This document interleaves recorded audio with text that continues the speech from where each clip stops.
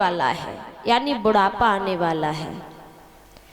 राजा के घर में कोई संतान नहीं हुई, और जब संतान नहीं हुई तो एक बार मैया सुनीति अपने आंगन में बैठी हुई थी। मैया सुनीति ने देखा कि मेरे घर में लाखों हीरे मोती हैं, जवाहरात हैं, दास हैं, दासियां हैं, मेरी सेवा करने वाली दासियां हैं, सेवक हैं, पर लेकिन मेरे घर में कोई संतान नहीं है। मेरे वंश को आगे, इस सूर्य वंश को आगे बढ़ाने वाला कोई नहीं है। परीक्षित महाराज, आंगन वही अच्छा लगता है जिसमें बालक की किलकारियां गूंजती हैं।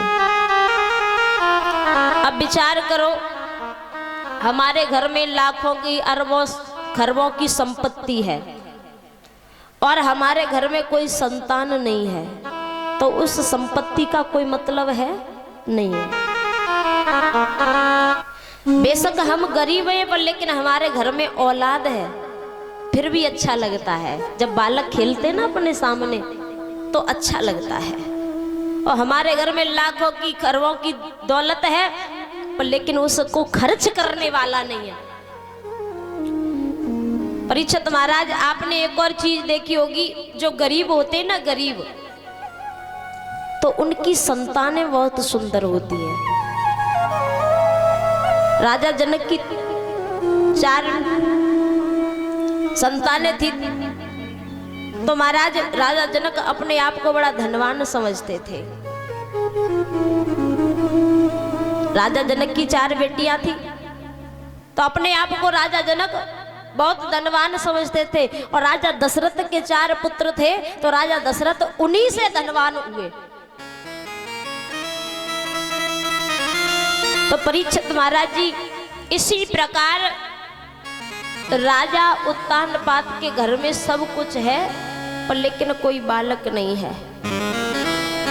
हमने प्रथम दिवस कथा सुनाई थी, तब भी बताया था कि इस संसार में पूर्ण सुख भगवान ने किसी को नहीं दिया।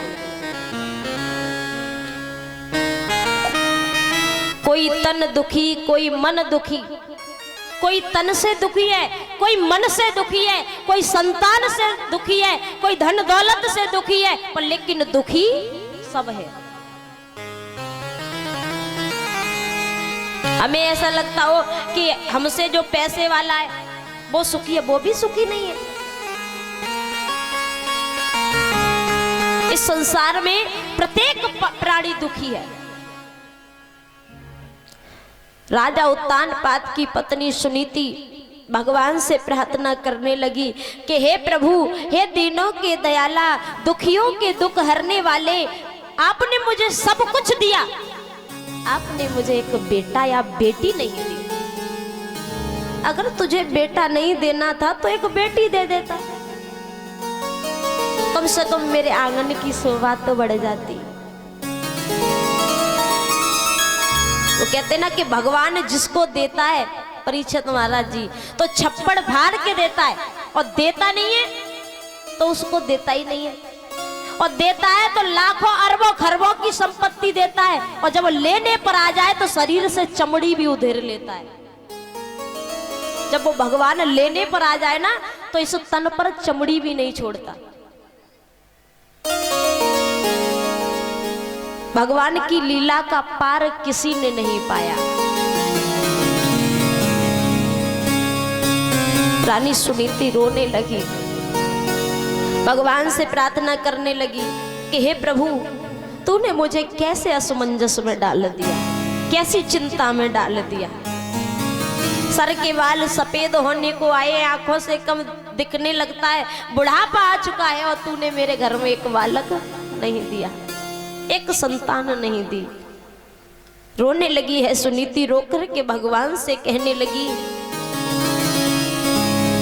कि किसी कारण से भगवान मेरी गोदी खाली है, किसी कारण से भगवान मेरी गोदी खाली है।